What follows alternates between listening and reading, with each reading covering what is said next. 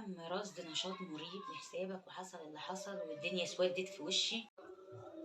السلام عليكم ورحمة الله وبركاته. ازيكم يا حبايبي، عاملين ايه؟ يا رب تكونوا بخير. طبعا في ناس كتير ما تعرفش انا كنت بقالي 4 شهور مش متواجدة ليه. بصوا يا جماعة، القصة كلها ان انا كانت قناتي مسروقة. كان في هاكر على الجيميل بتاعي. انا الجيميل بتاعي كل حساباتي ما كانتش معايا، ما كانتش موجودة خالص، ولا كنت عارفة ادخل على القناة، ولا عارفة انزل فيديوهات، ولا عارفة اعمل اي حاجة.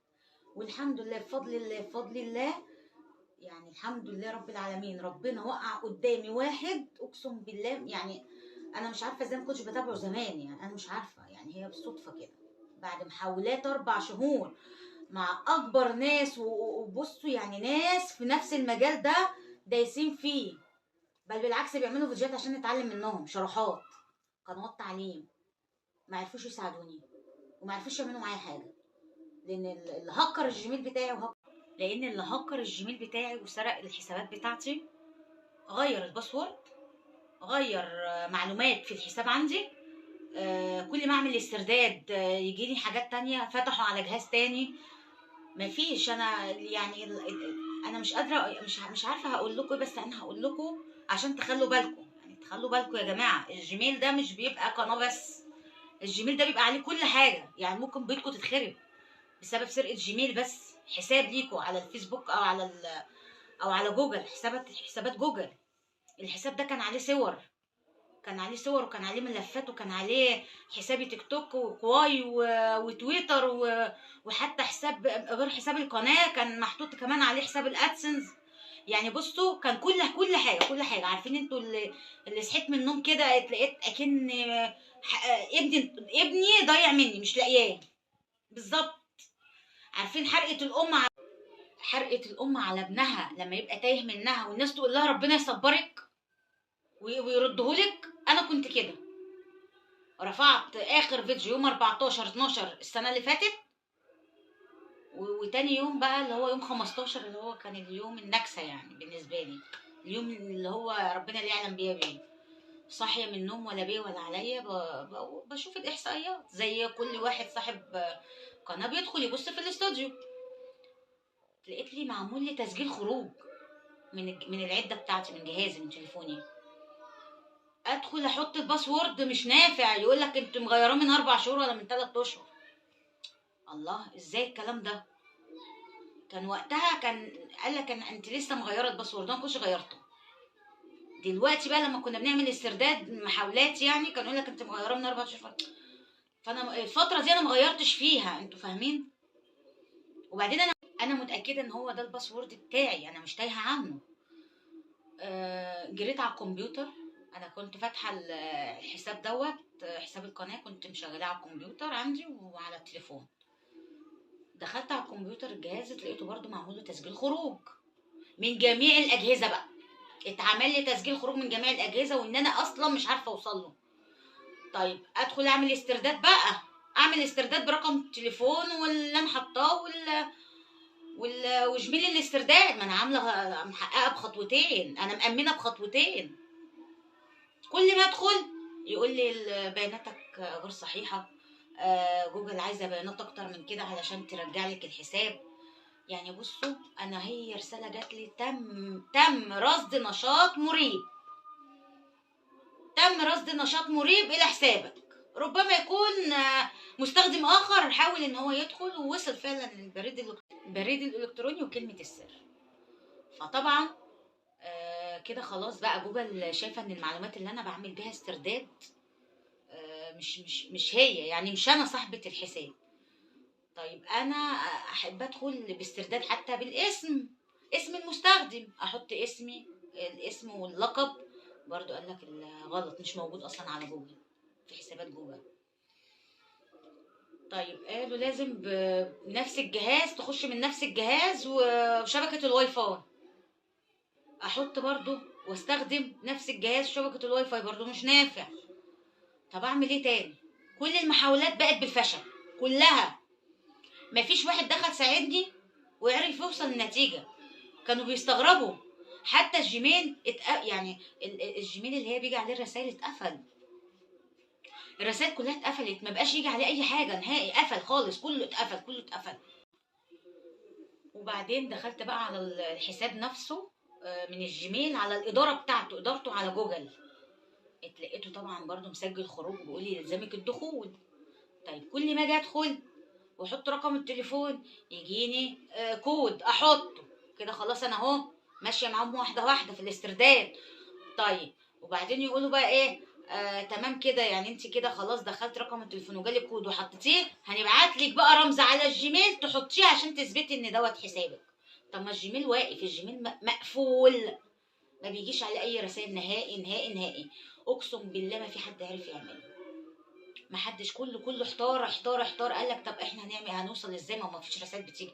حتى جميل الاسترداد وقفوه، الاتنين اتقفلوا. يعني المفروض هيجي يا اما على جميل القناه الكود الرمز ده، يا اما هيجي على جميل الاسترداد الاحتياطي اللي انا حاطاه، الاتنين اتقفلوا. طب امال هيبعتوا لي على ايه؟ بقيت اقول يا رب يا رب اكيد ليها حل، يعني اكيد في حل. معظم اللي جم ساعدوني بصراحه، وقنوات كبيره وناس ما شاء الله يعني فاهمه في الشروحات كويس جدا يعني، وبنتعلم من وراهم يعني. قالوا لي استعوضي ربنا واعملي قناه جديده. وبالفعل عملت قناه جديده، بس النفسيه زي الزفت.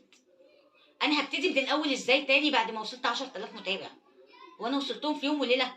ده انا وصلتهم في 3 سنين، يعني شهر 6 الجاي هتتم 3 سنين عامله القناه بتاعتي.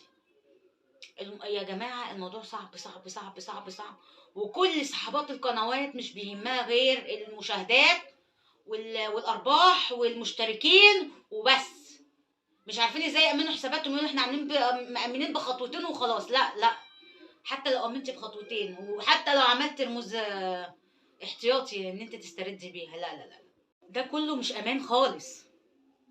لازم يا جماعه تامنوا حساباتكم كويس جدا. واكتر حاجه بتامنوا بيها هي فلاشه بتجيبوها عن طريق موقع امازون. الفلاشه ديت بتستخدموها في تامين حساباتكم كلها من اي سرقه، لان في ناس حساباتها دي عليها شغل وعليها يعني حياتها كلها. طيب تعالي بقى، لو واحده مثلا على الحسابات ديت عليها منزله طبعا جوجل، اللي هو صور جوجل، وطبعا الصور كلها محفوظه هناك في جوجل. طب ما هو اللي هيهكر الحساب، ما هو الصور هتبقى عنده والفيديوهات هتبقى عنده، يعني خراب بيت مستعجل.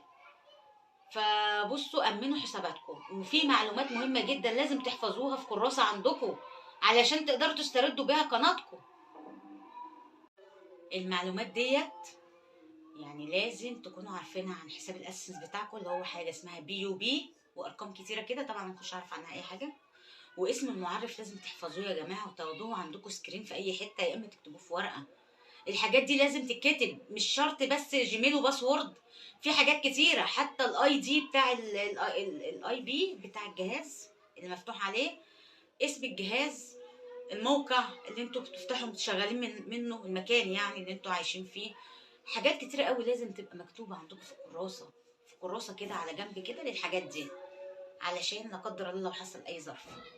ده غير ان انتوا بتحطي بقى بريد استرداد، وتكوني مأمناه كمان، بريد الاسترداد مأمناه، وتحطي كذا رقم تليفون عشان لو دوت حصل له حاجه ده غيره يشتغل. يعني بصوا، هي في الاخر بصراحه امن حاجه اللي هي الفلاشه دي تجيبوها من امازون وامنوا بيها حساباتكم، لو انتوا بقى عايزين خايفين على حساباتكم يعني. طبعا لما الرساله جات لي ان هي تم رصد نشاط مريب لحسابك، وحصل اللي حصل، والدنيا اسودت في وشي، و4 شهور بعاني وبدور وناس بتساعدني ومش عارفه، قاعده كده في امان الله كده، في مره بالليل كده عماله سهرانه بدور على اي حاجه توصلني، خيط بس يوصلني. اتلقيت قدامي قناه العلم والتكنولوجيا، واحد اسمه الباشمهندس مهني، انا ما كنتش اعرفه. انا دخلت لقيته مرجع قناه حد، وبيحكي عن مصدر السرقه، عباره عن ايه، عباره عن طريق تطبيقات ضاره، تطبيقات الحاجات البرامج اللي احنا بننزلها مهكره يا جماعه، زي كين ماستر والحاجات دي بتودي في داهيه، اقسم بالله بتودي في داهيه. لازم تنزلوا التطبيق من مصدره يا جماعه، مش عشان كين ماستر بدون علامه مائيه خلاص احنا، ده بيودي في داهيه. اتواصلت معاه، وبصراحه اتواصلت معاه، طبعا الراجل ما قصرش معايا ولا مع اي حد بيقصر بصراحه، يعني ربنا يجازيه في ميزان حسناته. وفي الاخر تابعنا مع بعض، بعت له على الواتس وحطيت رقمه في لمحه، وكتبت له انا قناتي مسروقه وتم تهكير الجيميل بتاعي وكده يعني. عملت استرداد وغير الباسورد وغير الجيميل وكل حاجه اتغيرت، كل حاجه اتغيرت، حتى الجيميل كل بعمل استرداد ليه مش ظاهر على في جوجل. قال لي طيب انا هديكي حاجه يعني كام سؤال كده تكتبيهم بيانات تجمعيها كويس، وبعد ما تجمعيها كلميني وان شاء الله باذن الله نحاول نسترد قناتك. والله انا كنت مستبعده الموضوع ده يعني، مستبعده خالص يعني. انا هترجع بعد المحاولات دي كلها ازاي؟ وفوجئت بقى بعد كده من 10 بالليل، من 9 بالليل يعني، في يوم كده 9 بالليل ابتدينا الجلسه مع بعض، وتابعنا مع بعض سؤال بسؤال. هو كلم الدعم بقى، دعم اجنبي مش عربي، مش دعم عربي خالص. الدعم العربي ما فادنيش يا جماعه، ما فادنيش. وجاوبت على 20 سؤال طبعا كنت مجهزاهم، ولازم طبعا تكونوا كاتبينهم في ورقه. وفي الاخر الحمد لله رب العالمين، الصبح قبل الفطار لقيته بيكلمني وبيقول لي يا ام عمر القناه رجعت. وانا مش مصدقه ان هي رجعت يعني، لحد دلوقتي انا مش مصدقه ان هي رجعت. اقسم بالله انا بعمل الفيديو ده انا في ذهول، انا بقول يا رب الحمد لله، الحمد لله ان انت رجعت قناتي، الحمد لله يا رب ردتها لي، ردت شقايه 3 سنين. كان كده يعني، كان ضايع مني وانا شايفاه بعينيا ومش عارفه اوصل له. هو ما غيرش حاجه في القناه ولا حذف فيديوهات ولا نزل فيديوهات، لكن هو كان ايه بقى، كان مغير كل البيانات. فاللي انا عايزه اقوله النهارده في الفيديو امنوا حساباتكم كويس جدا. السرقه دلوقتي، التهكير دلوقتي طايل صغير وكبير، مش انا بس. اوعي تقولي انا قناتي صغيره ومين هيهكرها، لا لا لا لا، التهكير طايل كبير وصغير، مش فارق معاهم، اهم حاجه الحسابات تتهكر وخلاص. فالحمد لله الحمد لله يا رب، قناتي رجعت على خير. واستنوني بقى ان شاء الله فيديوهات بقى حلوه كده في رمضان. كل سنه وانتم طيبين، هعمل لكم بقى فيديوهات حلوه، وشجعوني بقى بلايكاتكم الحلوه، ما تنسونيش بقى باللايك والشير بقى والحاجات اللي انتوا كنتوا بتعملوها لي ديت. وكل سنه وانتم طيبين، ونكمل مع بعض فيديوهات جديده. باي باي.